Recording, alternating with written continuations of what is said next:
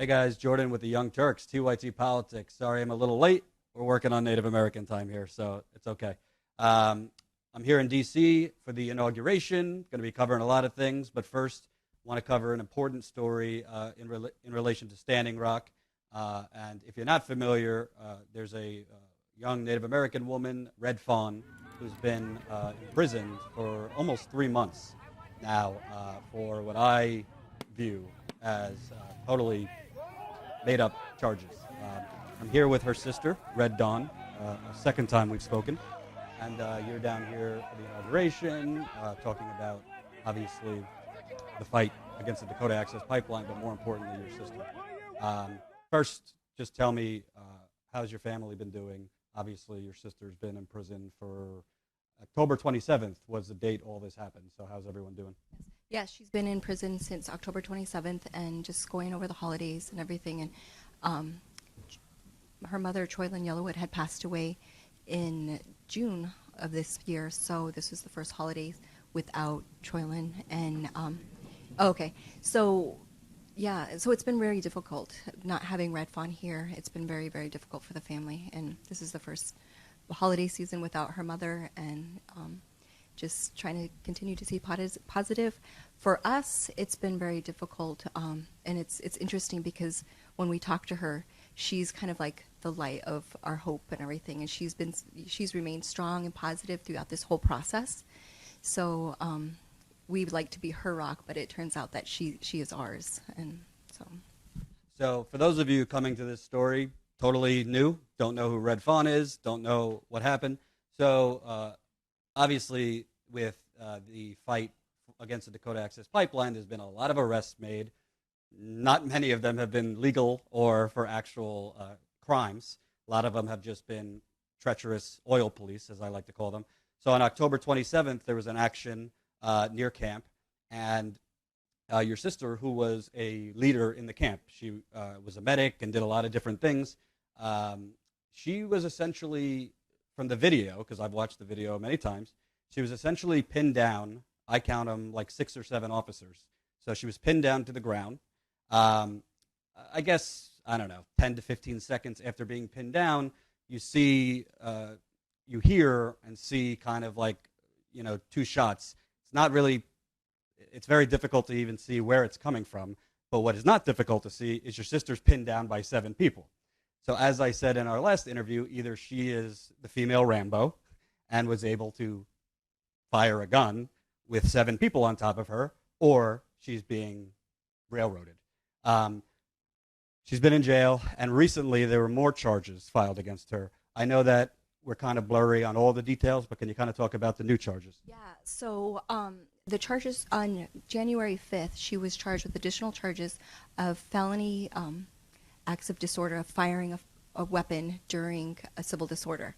And that has a minimum of 10 years in prison. And so they said that she could be possibly facing a minimum of 10 years to life. And I would like to also clarify, the state charges have not been dropped. They have been undocketed, meaning that the state can then pursue those charges at any time.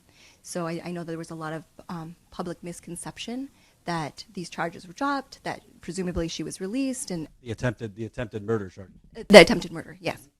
So, but those have not been dropped; they've been undocketed, and then can come back at any time. So now we're looking at additional federal charges in addition to her original federal charges of someone firing a weapon during a civil disorder. And this is very, very uncommon for someone to be charged this type of charges, but it's happening. So the charges, there was an earlier charge, possession of a firearm by a convicted felon, and your sister, Red Fawn, pleaded not guilty to all firearm charges Monday, and a 3-day trial has been scheduled for March 7th in Bismarck. So, okay, for people just coming to this, like I said, if you look at Standing Rock over the last 4, 5, 6 months, there's a lot of different altercations, demonstrations, and most of them are, actually all of them, are aggressive by the police towards unarmed water protectors. They come, the water protectors, to pray. They come, in the most aggressive case, to try to slow down or shut down construction of the pipeline. But as far as I know, I have never seen, and I've been there 5 times, any water protectors holding a gun or anything other than signs or anything like that. So usually, if you're charging someone with attempted murder or discharging a firearm in relation to a felony crime, you would provide a gun. You provide the gun. You'd show its fingerprints on the gun. Has, to your knowledge, the state or federal, because it's now a federal case, have they found a gun? Have they said we have her fingerprints? Anything like that? So I haven't heard anything about fingerprints, but what I've been told is they have a weapon, but I don't have the details of that. So originally, the narrative that was created is that she had, with her left hand, grabbed a officer's weapon and fired that. And so it's been systematically changing throughout. So I'm not sure what evidence we have right now. But again, the narrative has been changing from the beginning. So the case on March 7th, that's going to be a 3-day trial. The trial is, to your knowledge, for attempted murder or illegal possession of a firearm? It will be for firing a weapon during a civil disorderly event and a felony possession of a firearm. So, and I encourage you, YouTube, Red Fawn, arrest. You'll see what I'm talking about. She's buried on the ground with 7 police officers on top of her. So either she has experience like at a Wild Wild West shootout where you could just like take somebody's gun like that, or something's not right here. Now, you've spoken with your sister, obviously, as best as you can, the lawyer. Your sister continues to say she's innocent, and nobody's shown any proof otherwise. And like you say, they seem to be slippery, kind of changing charges. They've done that in a lot of cases in Standing Rock, where, like, for example, Amy Goodman, that's the best case, Democracy Now! Originally, she was charged with trespassing. Then they tried to add on conspiracy, like holding a camera's a conspiracy. So this is a pattern where they don't even prove the first charge, and then they tack on other charges. Yes. So it's really difficult to kind of keep up on exactly what they're charging her with, and we're getting information in a very short amount of time. We didn't even know that she had a court date scheduled for January 5th. We found out, she was at court. Someone contacted us, and then thereafter. So just getting a clear grasp of exactly what she's being charged with, what the timeline looks like. We have March 7th, which is extremely close. I mean, to add additional charges and then set a trial date that soon, I mean, it definitely seems odd to me. Now, I know there's certain things you can't talk about because you don't want to hurt your sister's case, but, when I see, the president, for example, just denied clemency to Leonard Peltier, a lot of people I've spoken with feel like this is running the risk of being the next Leonard Peltier. I'm not trying to scare you, but we should put it in context where they're almost like there's an epidemic of, missing Indigenous women, and almost like they're trying to put a face and trying to basically rationalize and prove their argument that these are armed, violent protesters. So they're trying to basically make your sister the face of that. What do you feel about that? I absolutely agree. First of all, I'd like to say I am very sorry to the Peltier family. It was heartbreaking, extremely heartbreaking. I mean, I'm sitting here with a very heavy heart. I think that we had a lot of hope that he was going to be released, and it was pretty devastating to hear that. So I want to send my condolences to that family and just let them know our thoughts and prayers are with them.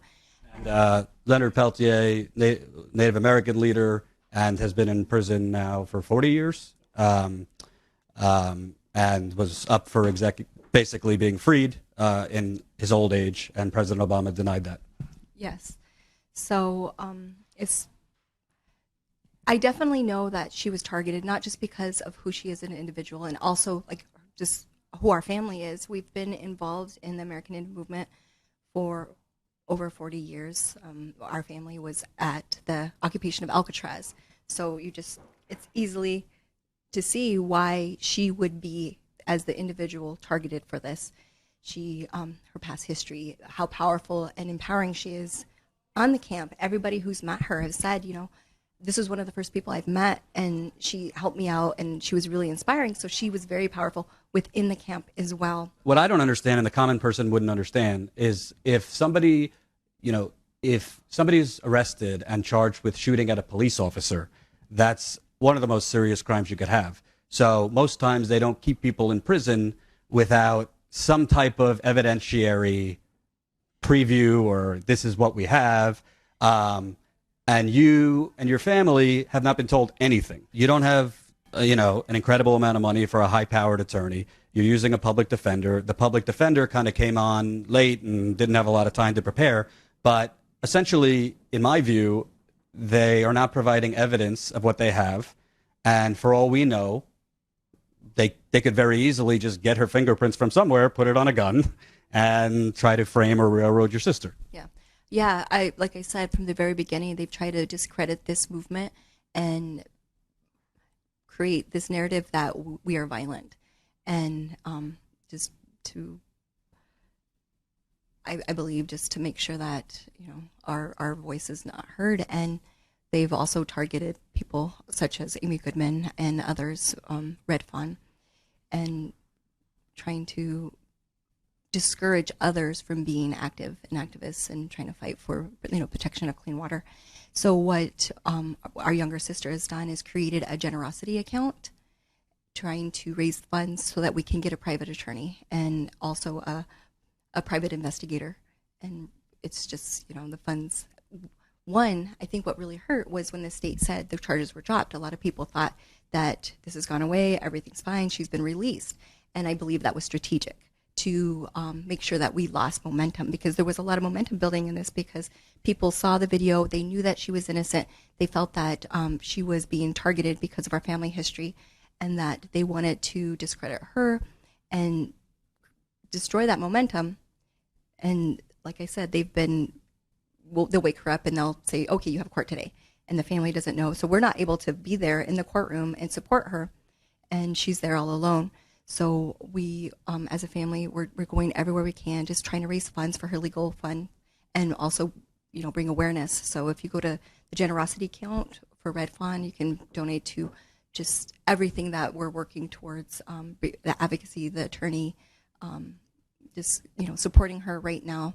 And then also the freeredfawn.com site. We're selling T-shirts. I mean, it's really kind of like a very grassroots thing that we're doing, but we're doing everything that we can to try to raise funds for legal court and awareness. How do people donate to the generosity account? So if they go into generosityaccount.com, the generosity.fundraising.com, and put Red Fawn, or you can just go to the free Red Fawn account and then freeredfawn.com, and it has all the links there.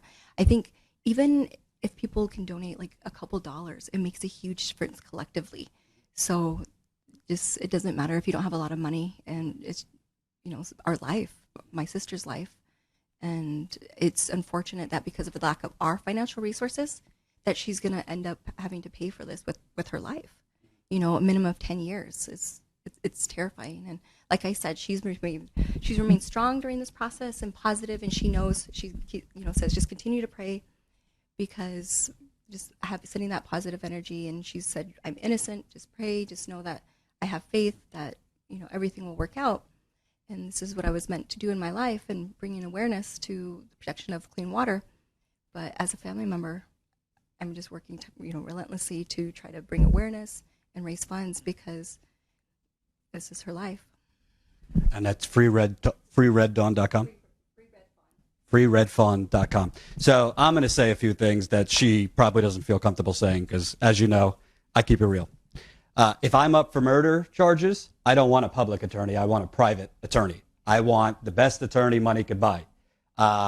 It's no knock on the attorney currently. I don't know him or her, but when you're up against corrupt politicians, when you're up against corrupt oil companies, when you're up against a machine, which is North Dakota, which has shown day in and day out that they are creating charges out of thin air to pretty much silence peaceful protesters, and they're doing it to protect an oil pipeline. Let's remember what this is about.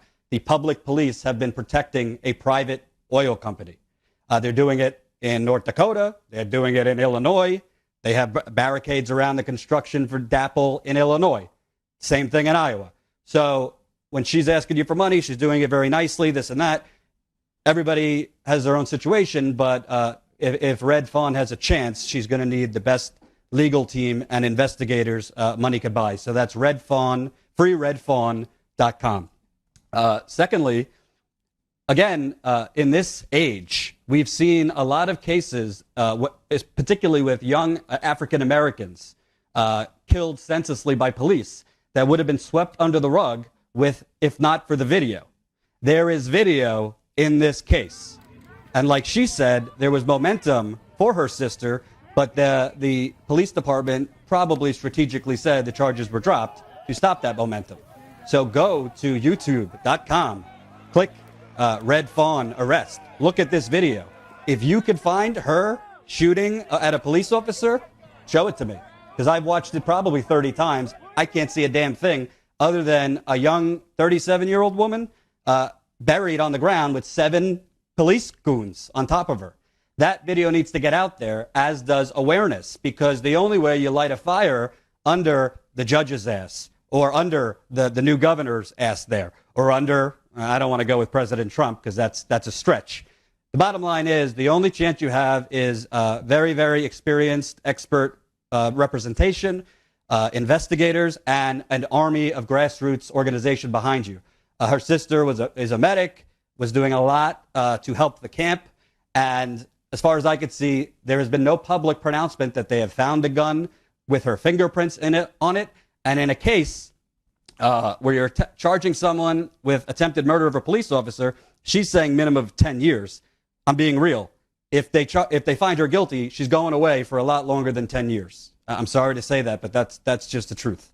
So I also want to put into the context of, I'm covering a lot of different things, but Standing Rock, it's not like all the human rights abuses have gone away. I've been trying as best as I can to update on my Facebook page.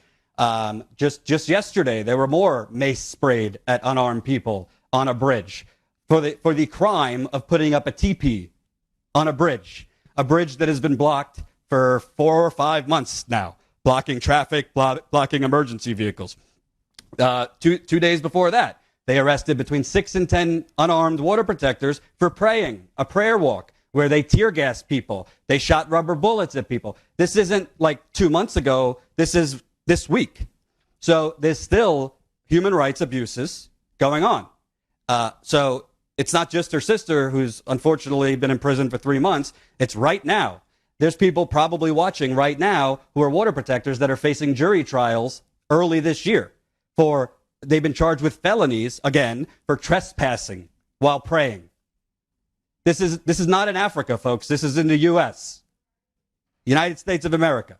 So there's only so much I could do. There's only so much Red Dawn here could do. You got to raise awareness. You got to share the video. You got to donate if you can. If you're a lawyer and want to help pro bono with research, with investigation, we'll put up after this on YouTube all the information. She's doing everything she can. I know you've driven probably at this point 50, 60, 70 hours to and from court. The reason I'm passionate about this is, bottom line is if your sister was guilty, she's guilty. But in my view, as a journalist, if you haven't proved it, if there's video evidence that puts serious doubt on that, and also let's not forget, they haven't exactly been kind to her in prison. They kept her without her glasses until recently, correct? It was about several weeks ago. They gave her glasses when she was arrested that had been broken. So they've had them that whole time, and they finally gave them to her because she was getting migraines. Yeah. So they wouldn't give her glasses. Does that sound like justice to you? And that might sound like nothing, like they didn't give her glasses. It's not like she didn't eat. Well, if I'm imprisoned and I don't have my glasses, I can't see without glasses. That's psychological torture. So the bottom line is, folks, the reason I wanted to talk to you today is to keep this in the conversation. The court case is it's under 2 months from now. Again, they don't have private representation. They have a public defender. Again, she was pinned down by 7 police officers. So it's up to you. I could do so much. You could do so much. But you know what? If you live in or around North Dakota, what prison is she at? She is at Stutzman County in Jamestown, North Dakota. Stutzman County in Jamestown, North Dakota. So I'm a journalist. I'm not going to organize a protest for you, but Stetson County, Jamestown Prison. Now you know where she's staying. You know there's a new governor. You know where the state capitol is if you've been a water protector. You could lobby President Trump if you want, but show us the evidence that her sister, has your sister ever been convicted of trying to shoot anyone or anything like that before? No, she has not. Does she have a criminal record of violence? She's extremely, she went down there just to commit her life to protecting clean water and helping people. And she was pretty much on a pilgrimage, just going there. And she was planning on going there and then also helping, our brothers and sisters, our relatives at Oak Flats in Superior, Arizona, and then going to Oklahoma and just going different places. It's on you. Share the video if you want. FreeRedFawn.com. There's links to donate to the generosity account. And one last thing, if you want to say. Please just go to as loud as you. Go to FreeRedFawn.com. Learn about the case. Donate to their legal fund if you're able to. But just pray. Continue to pray and send our positive energy because that is a lot. That means a lot. And I think that collectively we can bring justice to her and our family. Thanks for talking to us again. I appreciate it.